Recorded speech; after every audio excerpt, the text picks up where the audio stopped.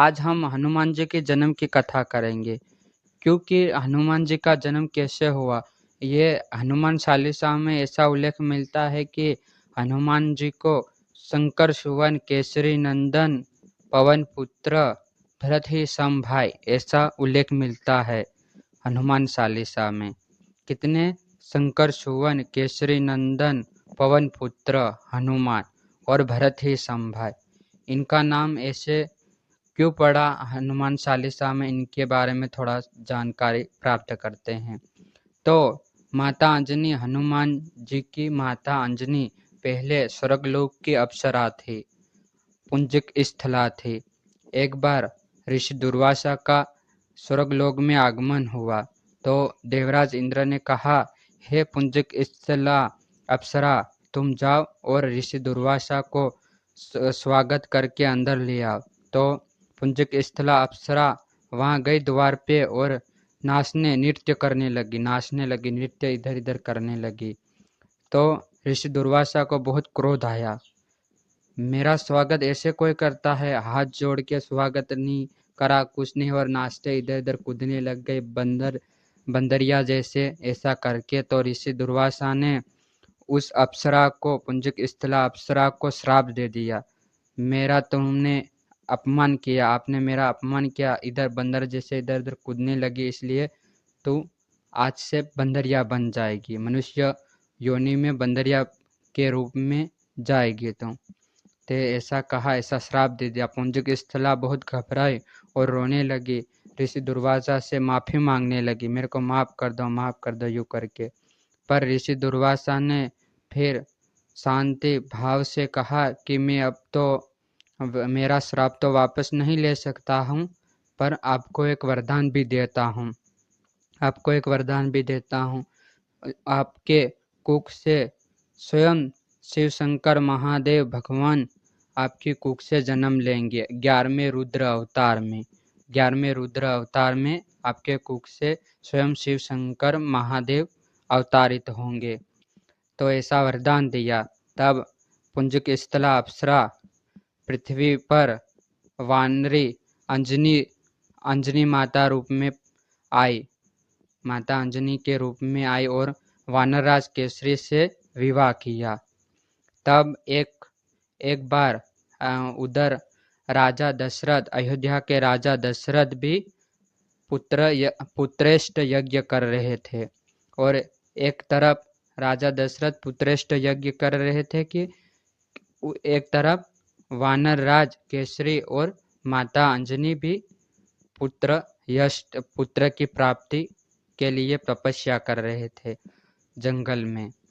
तब वानर राज केसरी और माता अंजनी भी तपस्या कर रहे थे। एक तरफ राजा दशरथ, अयोध्या के राजा दशरथ भी पुत्रेष्ट यज्ञ कर रहे थे।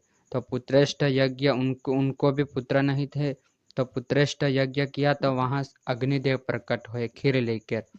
तो खीर लेकर प्रकट हुए तो राजा दशरथ ने दशरथ को कहा, हे दशरथ राज, आप ये खीर तीनों रानियों को दे दो।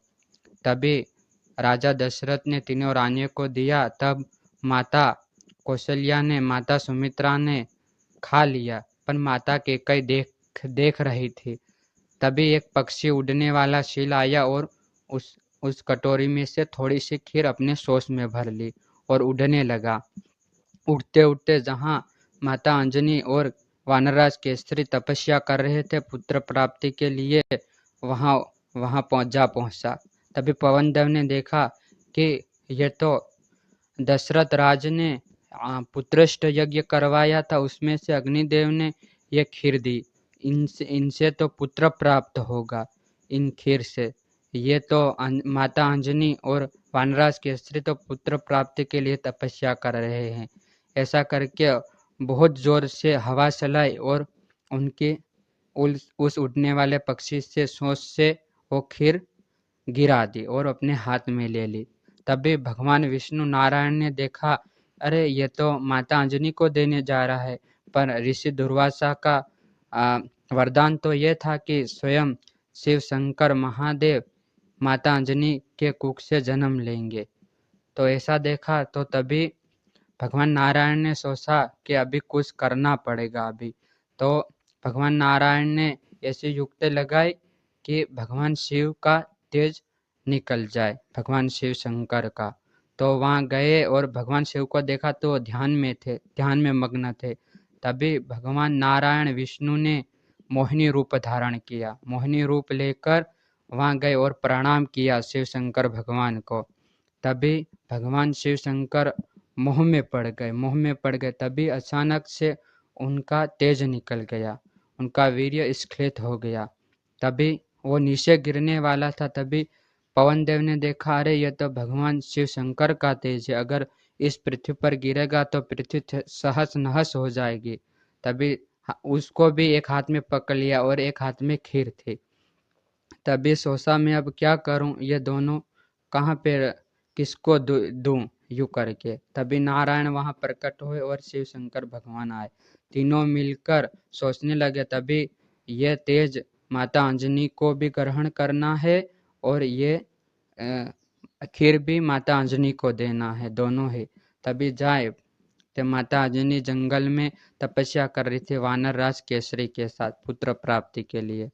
तभी वहां गए तीनों के तीनों और ऋषि के भेष में गए, साधु के रूप में गए और कहा, हे वानरराज केसरी, हे माता अंजनी, हमारी कुछ मदद करो। हमको आज यहाँ पर विश्राम करना है, हम यात्रा करके थक गए, हमको यहाँ थोड़ी विश्राम करना है, हमको जल ग्रहण कराओ, भोजन कराओ। यूं करके गए तो माता अंजनी ने कहा कि मैं तो तपस्या कर रही हूँ, पर कोई बात नहीं, आप भी भगवान के रूप हो और मैं शिव शंकर की प्रार्थना कर रहे हूँ पुत्र प्राप्ति के लिए। तभी कहा, हम आपको पुत्र प्राप्त अवश्य, ऐसा आशीर्वाद देंगे कि आपको अवश्य ही पुत्र प्राप्त होगा, बहुत तेजस्वी और बहुत बलशाली करके।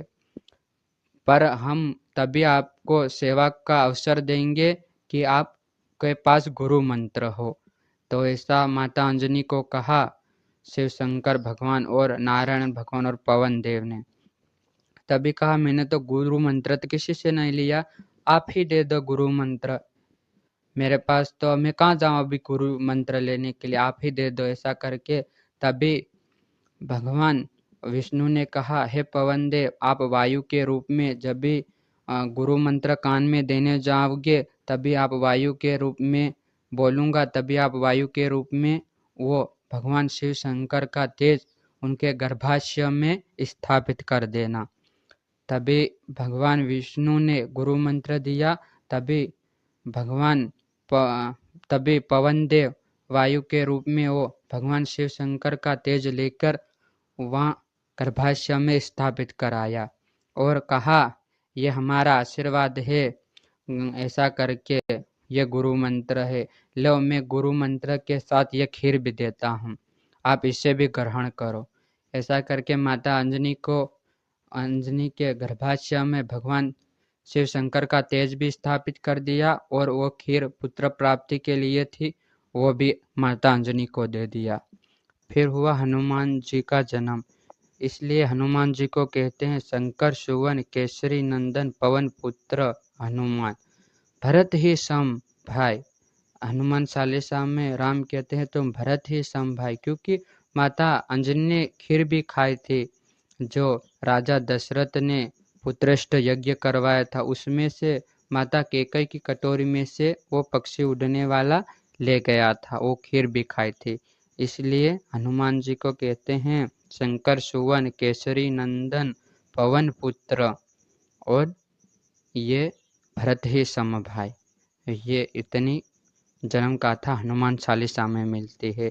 तो ये वीडियो आपको कैसा लगा, अच्छा लगा हो तो लाइक करें और हमारी यूट्यूब चैनल कर्म करने की दुनिया को ज़रूर सब्सक्राइब करें।